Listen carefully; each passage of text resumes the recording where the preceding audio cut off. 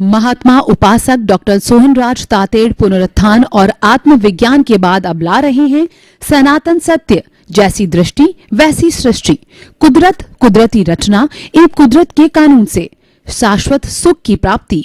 Log in करें www.drsohanrajtated.com, YouTube channel doctor Sohanraj Tated, play store से download करें mobile app doctor Sohanraj Tated. चंदेसु निम्मलयरा आईचेसु अयं पयासयरा सागरवर गंभीरा सिद्धा सिद्धिं मम दिशन्तु सिद्धा सिद्धिं मम दिशन्तु। भक्त ने भगवान से प्रार्थना की, हे प्रभु, आप सागर की तरह गहरे हो और हिमालय की तरह विशाल हो। आप रिद्धि सिद्धि प्रदाता हो, आप मुक्ति प्रदाता हो। मुझे रिद्धि सिद्धि और मुक्ति प्रदान करें। भाई और बहनों, मातृशक्ति को नमन। आज का विषय है कि अणुव्रत की चेतना कैसे जगे। अणुव्रत का अर्थ होता है अणु प्लस व्रत, छोटे छोटे नियम, कुछ ऐसे नियम जिससे कि हमारा जीवन एक अच्छे इंसान का बन सके, हम व्रती बन सके, वो उसको अणुव्रत कहा जाता है। अगर हम इसकी पृष्ठभूमि में जाएं तो भगवान महावीर जैन धर्म के जो 24वें तीर्थंकर थे, उन्होंने जो चारित्रिक जीवन जीने के लिए, अच्छा जीवन जीने के लिए, मुक्ति को प्राप्त होने के लिए दो तरह के धर्म बताए। एक तो था अणगार धर्म, जिसको कि महाव्रती कहा जाता है।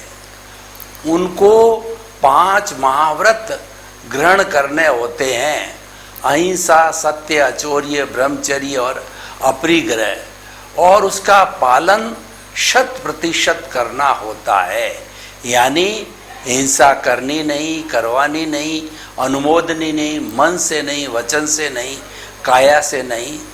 तो ये 9 कोटिक त्यागी होते हैं और जीवन पर्यंत जो है वो अहिंसा का पालन करते हैं। उनको महाव्रती कहा जाता है। जे कम्मे सूरा से धम्मे सूरा, जो कर्मवीर होते हैं वही धर्मवीर होते हैं, क्योंकि हमारे शरीर की शक्ति, कर्णवीर्य वही है, हमारी विटालिटी वही है, वो किस तरफ जो है काम आती है, नियोजित होती है। साधु जीवन में नियोजित होती है या ग्रस्त जीवन में नियोजित होती है। विटालिटी, कर्णवीर्य और हमारी प्राण ऊर्जा वही होती है। तो जो कर्मवीर होते हैं वही इतना महान तप जीवन ग्रहण कर सकते हैं। हर एक के बस की बात नहीं है, और वह शुद्ध रूप से इसका पालन करे तो जल्दी ब्लिस को, मुक्ति को, free from the all bondage, salvation, emancipation को प्राप्त होते हैं, जो कि हमारा लक्ष्य है जीवन का। और एक दूसरा होता है अणुव्रत, वो ग्रस्त लोगों के लिए है।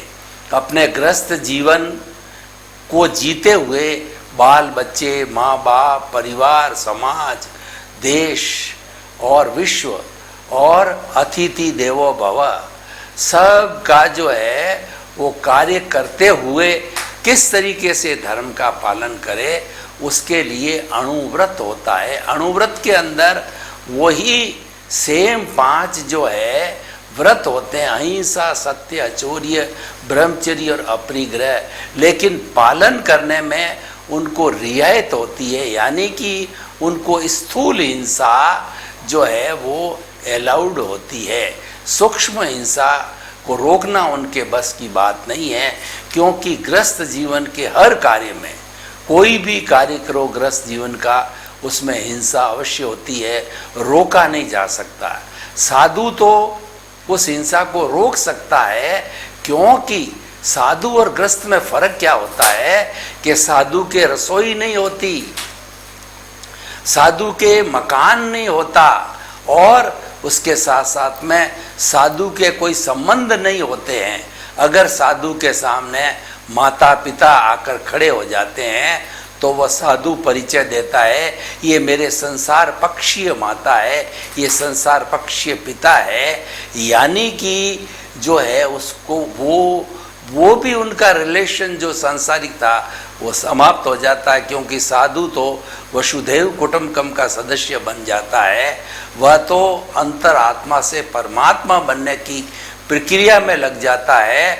वह जो है वो परार्थ से जो है जो प्रारब्ध परार्थ से जो परमार्थ की चेतना के अंदर चला जाता है। गृहस्थ के लिए पॉसिबल नहीं है, अणुव्रत दिया गया है। अणुव्रत के अंदर स्थूल जो अहिंसा, सत्य, अचौर्य, ब्रह्मचर्य और अपरिग्रह का पालन करना होता है। अब देखिए कि ये अणुव्रत की चेतना कैसे जगे, ये आज का हमारा विषय है कि गृहस्थ जो है अपना गृहस्थी का पालन करते हुए किस तरीके से अणुव्रत के नियमों का पालन करे, उसके ऊपर मैं आपको ये बताना चाहता हूँ कि गृहस्थी को अपना जो है जीवन, जो लाइफ स्टाइल है, उसके अणुव्रत के अनुरूप बनानी पड़ेगी। यानी उसके सूक्ष्म हिंसा को रोकने के लिए, स्थूल हिंसा उसको अलाउड है, तो स्थूल हिंसा को भी रोकने के लिए उसको जो है अपनी कार्य पद्धति बदलनी पड़ेगी। उसको इच्छा परिमाण करना पड़ेगा कि अपनी इच्छाओं को, अपनी रिक्वायरमेंट्स को अधिक नहीं बढ़ावे, क्योंकि हिंसा, अपरिग्रह, हिंसा और परिग्रह ये किस चीज़ों से होता है? ये तृष्णा से होता है, ये रिक्वायरमेंट से होता है, ये डिजायर्स के द्वारा होता है। तो उस पर अंकुश करना पड़ेगा, अपने जीवन को सादगीमय बनाना पड़ेगा, simple living and high thinking के सिद्धांत के ऊपर चलना पड़ेगा। अब देखिए कि हम उन सूत्रों की ओर जो है दृष्टिपात करेंगे, उन चीज़ों को देखेंगे जिससे कि अणुव्रत की चेतना जग जाए। हम अहिंसा की बात करें तो अहिंसा के अंदर गृहस्थ को तो जो है अपना गृहस्थी का सब कुछ काम करना पड़ता है, कमाना भी पड़ता है। खेती वाले को खेती करनी पड़ती है, बिजनेस वाले को बिजनेस करना पड़ता है, नौकरी वाले को नौकरी करना होता है। लेकिन ऐसे जो है वो बिजनेस का वो चयन नहीं करे या उस बिजनेस से दूर रहे जिसके अंदर बहुत बड़ी हिंसा होती है।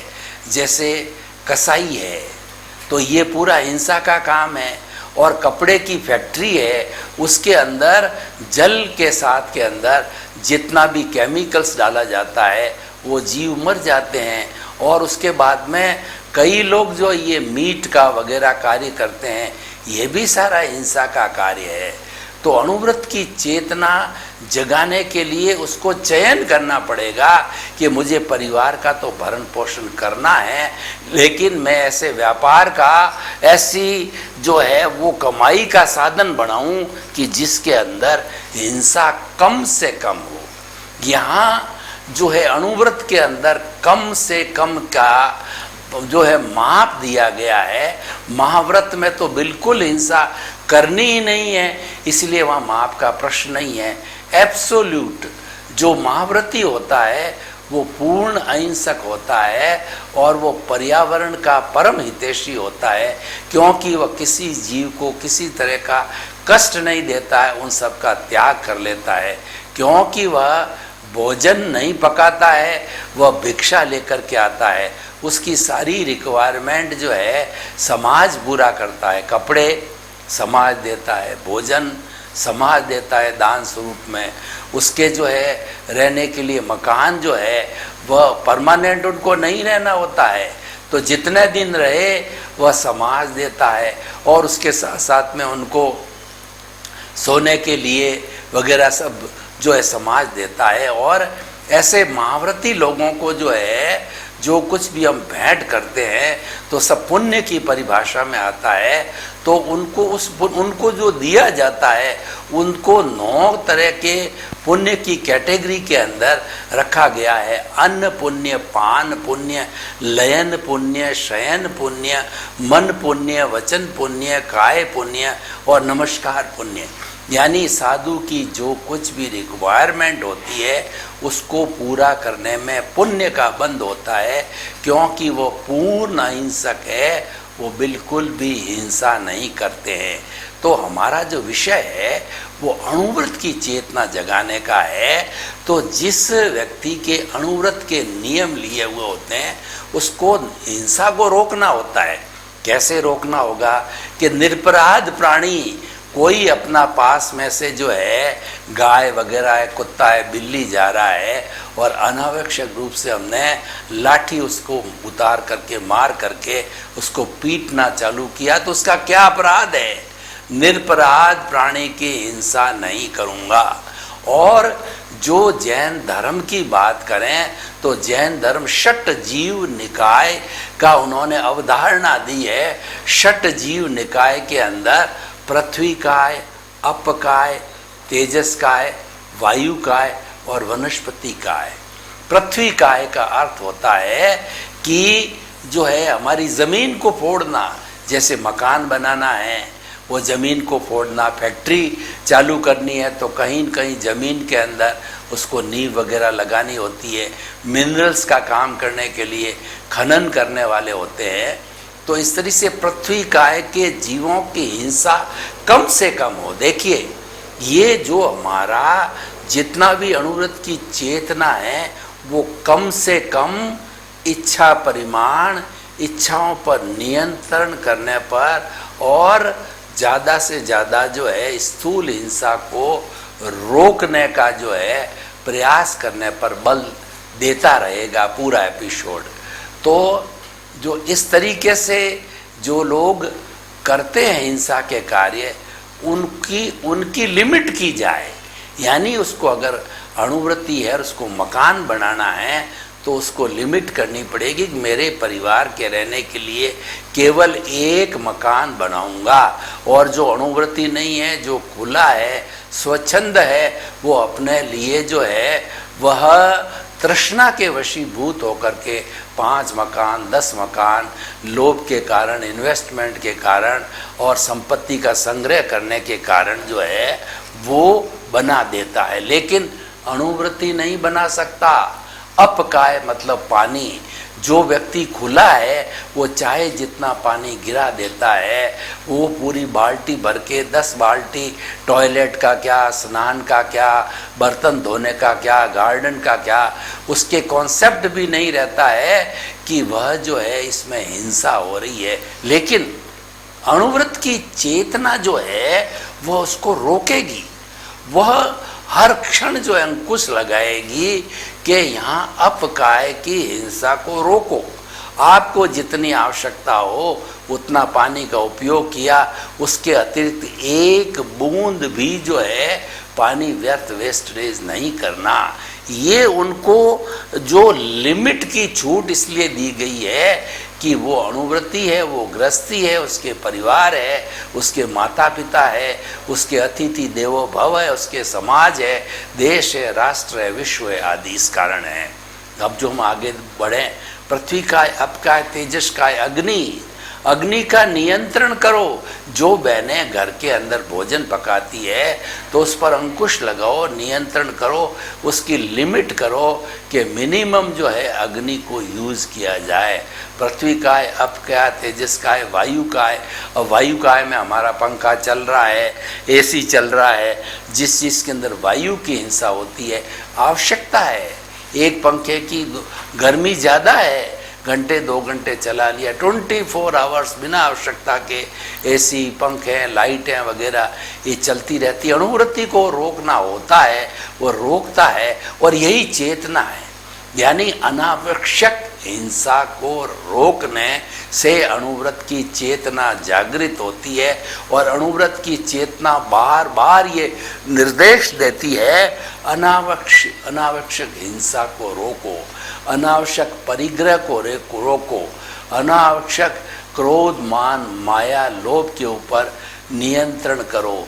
इन सब की जो है वह अणुव्रत की चेतना बार बार स्मरण कराती रहती है।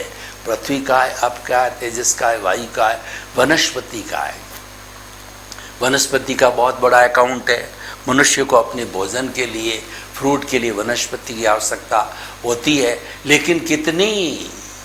आपको अपने परिवार के 5 मेंबर है, 5 मेंबर के लिए आपको जितनी वनस्पति का या फ्रूट का है आप लीजिए, और वो तो ठीक है, आपकी लिमिट है, लेकिन आपने बिना अनावश्यक रूप से जो है 50 लोगों के जो भोजन के रूप में वनस्पति को व्यर्थ में ही काट दिया, इकट्ठा कर लिया और उनको जो है वो छीला वगैरह है, तो वो अणुवृत्ति को अलाउड नहीं है।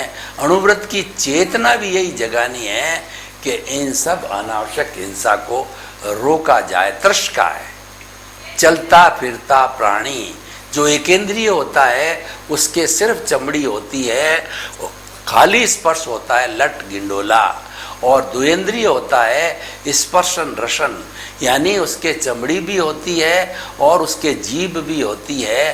तो जो ये चलने वाले जितने भी जो प्राणी होते हैं वो जो द्वेंद्रिय होते हैं उनकी रक्षा करना। 3 इंद्रिय वाले प्राणी होते हैं चलने फिरने वाले, वो उनको स्पर्शन रसन और ग्रहण, उनके जो है वह सूंघने की भी शक्ति होती है। जैसे चींटी, तो चींटियों का जो है इधर उधर घूम रही है, उनका पूरा ग्रुप जा रहा है, उस पर पानी डालना, अग्नि जा डालना। हमको देखते रहना चाहिए कि जहाँ जहाँ भी चींटियों का पूरा समूह है, वहाँ कीड़ी नगरा है, उसको क्षति नहीं पहुँचानी है। वो बहुत बड़ी हिंसा का कारण होता है। और जो एकेंद्रिय, द्वेंद्रिय, तीन चतुरेंद्रिय में मच्छर मक्खी वगैरह है, इनकी जो है हम चला करके काला हिट वगैरह ये आजकल कितने निकल गए हैं, उनको सीधा ही मारा जाता है।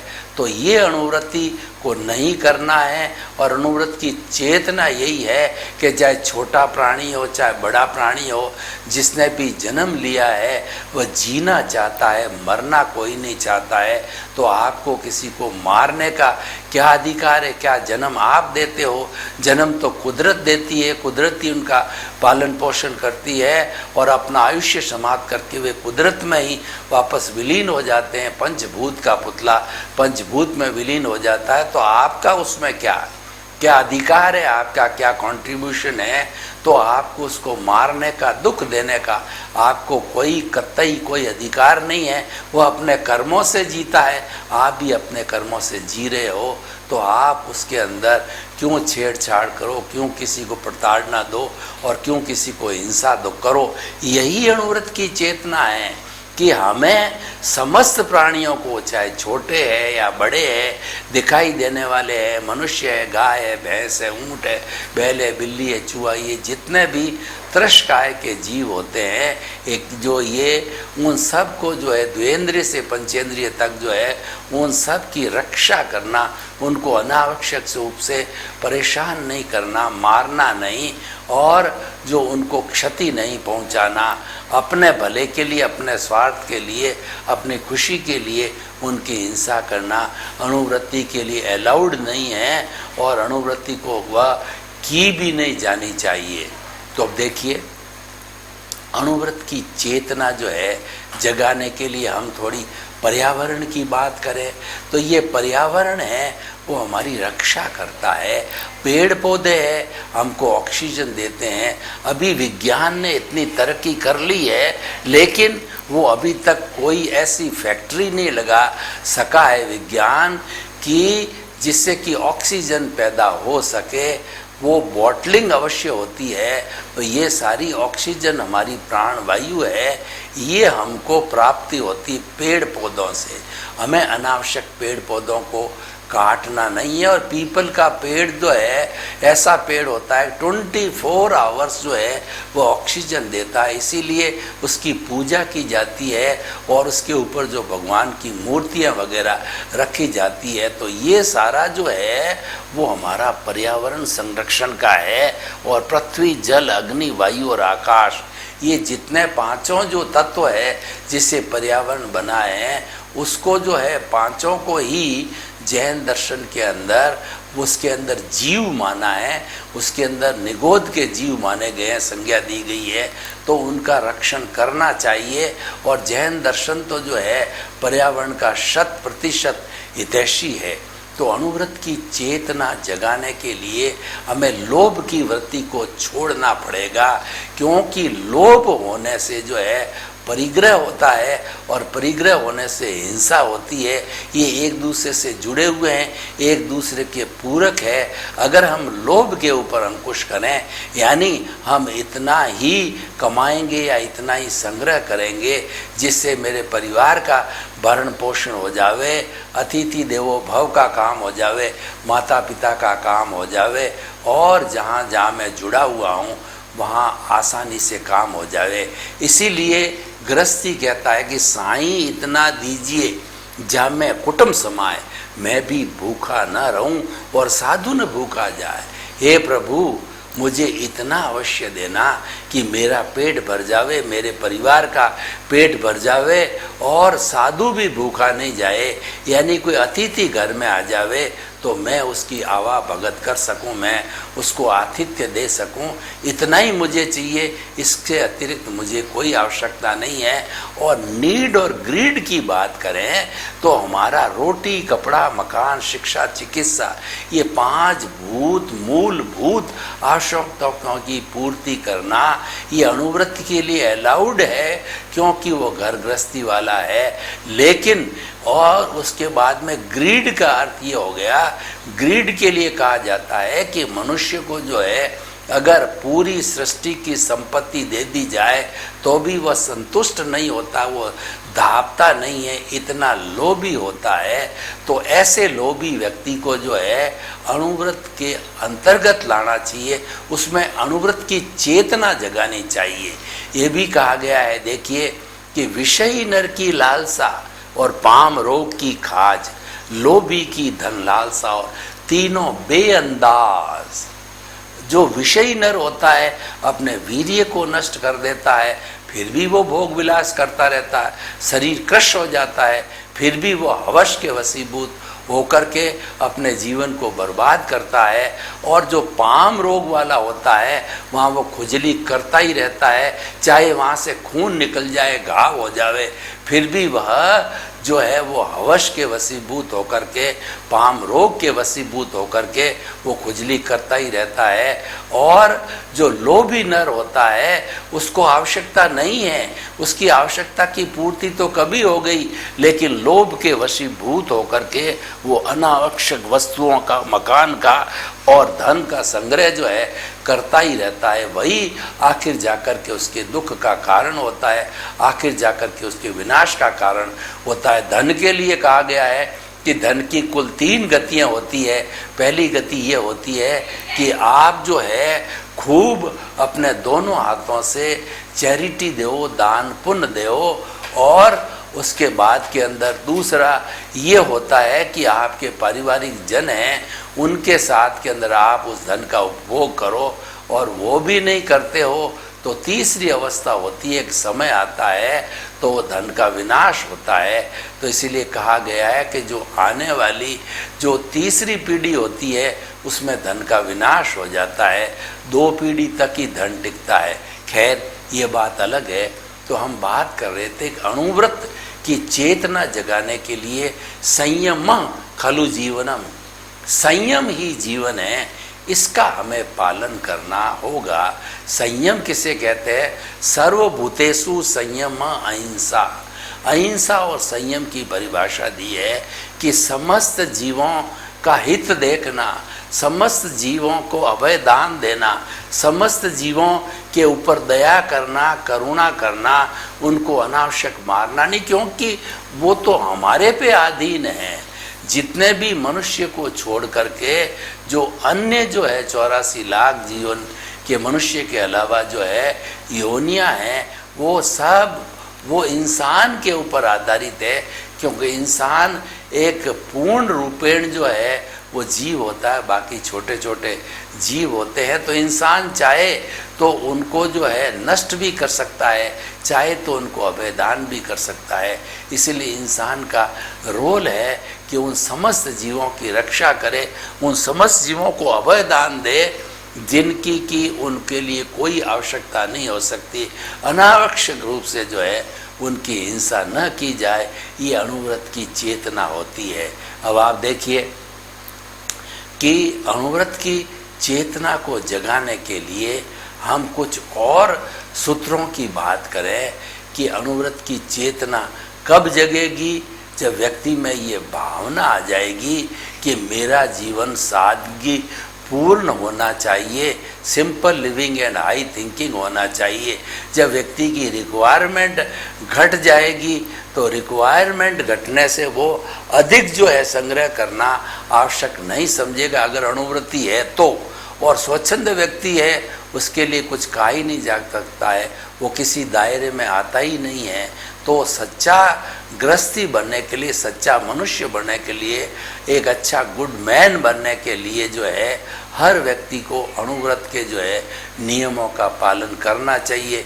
अणुव्रत के कुछ ऐसे ऐसे अच्छे अच्छे नियम हैं, जैसे कि जो है दहेज का न लेना, पर्यावरण का संरक्षण करना, निरपराध प्राणियों को नहीं पालना और सबके धर्मों का सर्वधर्म संभाव करना, स्त्री जाति का जो है नारी जाति का रक्षण करना और नारी जाति को सम्मान देना, क्योंकि नारी ही जो है वो बेटी है, माँ है, पत्नी है, दादी है और नानी है, और इस संसार को बढ़ाने वाली जो है नारी है। नारी के लिए कहा गया है जननी जन्मभूमिश्च सर्गदा गरियसी, जननी और जन्मभूमि जो है स्वर्ग से भी बढ़कर है। और जो उसके साथ साथ के अंदर जो नारी के लिए कहा गया है यत्र नारी पूज्यन्ते तत्र देवता रमन्ते, जहाँ पर नारी की पूजा होती है वहाँ देवता निवास करते हैं, क्योंकि भगवान ने नारी को करुणा की मूर्ति बताया है। और नारी ही एक ऐसा व्यक्ति है जो कि बच्चा पैदा कर सकती है, मनुष्य बच्चा पैदा नहीं कर सकता है। यह उसको विशिष्ट गिफ्ट है, ईश्वर की बायोलॉजिकली केवल नारी को ही मिली है। तो ऐसी नारी माँ की जो है हमें पूजा करनी चाहिए। ऐसे नारी माँ के साथ में हमें हिंसा, अत्याचार वगैरह जो रेप है और जो हमारी घरेलू हिंसा है वो नहीं की जानी चाहिए। नारी को प्रताड़ना नहीं दी जानी चाहिए, नारियों के साथ छेड़छाड़ नहीं की जानी चाहिए, और नारियों को जो है वो पूरी सुरक्षा मिलनी चाहिए। ये अणुव्रत की चेतना है। अणुव्रत की चेतना जगाने का अर्थ ये है कि जितनी जितनी हमारे जीवन में बुराइयां आती है उनको अलग करो, वो है वो छोड़ने योग्य है, और जितनी जितनी अच्छाइयाँ हैं उनको ग्रहण करो, वो उपादेय है, ग्रहण करने के लिए योग्य है। अतः हम कह सकते हैं अणुवृत्ति चेतना जगाने का अर्थ ये हुआ कि अच्छाइयों को धारण करो और बुराइयों को छोड़ो। और ज्ञेय का अर्थ होता है हर चीज़ की जानकारी होनी चाहिए कि ये अच्छी है बुरी है। जब जानकारी होती है तभी हम जो है उस चीज़ को हेय करते हैं या उपादेय करते हैं। ज्ञेय वस्तु का होना चाहिए। तो देखिए अणुव्रत की चेतना लगाने वाला, जिसकी अणुव्रत के नियम है, वह व्यक्ति किसी के साथ शोषण नहीं करेगा, झूठा माप तोल नहीं करेगा, दुर्व्यवहार नहीं करेगा, क्योंकि उसको जो उसकी जो चेतना है अणुव्रत की वो हमेशा उसको याद दिलाती रहेगी, तू तो अणुव्रती है, तेरे अणुव्रत का नियम लिया हुआ है, तेरे को ये करना जो है उपयोगी नहीं, कल्पता नहीं है, ये नहीं किया जाना चाहिए। तेरे कोड ऑफ द कंडक्ट अनुव्रत की आचार संहिता के अंदर यह कार्य करना नहीं आता है तो तुम ये कार्य मत करो। तो हम आपको बताना चाहते हैं कि अनुव्रत की चेतना जो है जगाने के लिए परिवर्तन व्यक्ति के अंदर आएगा। जब सुधरे व्यक्ति, समाज व्यक्ति से राष्ट्र स्वयं सुधरेगा। यानी जब व्यक्ति सुधर जाएगा तो मल्टीप्लाई होकर के और उससे जो है समाज, देश, परिवार सभी सुधरते हुए नजर आएंगे। हमारे समाज का छोटा से छोटा घटक मनुष्य है, उस मनुष्य को सुधारना जो है बहुत अति आवश्यक हो गया है। तो हम आपको बताना चाहते हैं अनुव्रत की चेतना जगने से एक अच्छे व्यक्ति का निर्माण होगा, उससे एक स्वस्थ समाज बनेगा और स्वस्थ समाज से स्वस्थ राष्ट्र बनेगा, स्वस्थ विश्व बनेगा और वसुधैव कुटुंबकम के सदस्य बनकर हम सब शांतिपूर्ण सहवास से अपना जीवन यापन करेंगे। सर्वे भवन्तु सुखिनः, सर्वे सन्तु निरामया। लोक के सब जीवों को सुख मिले, शांति मिले, आनंद मिले, प्रेम मिले और उनकी अनुव्रत की चेतना जागृत हो। आप सभी के प्रति मंगल भावना, शुभकामना। महात्मा उपासक डॉक्टर सोहनराज तातेड़ पुनरुत्थान और आत्मविज्ञान के बाद अब ला रहे हैं सनातन सत्य, जैसी दृष्टि वैसी सृष्टि, कुदरत, कुदरती रचना एवं कुदरत के कानून से शाश्वत सुख की प्राप्ति। लॉग इन करें www.drsohanrajtated.com। YouTube channel doctor Sohanraj Tated, play store से डाउनलोड करें mobile app doctor Sohanraj Tated.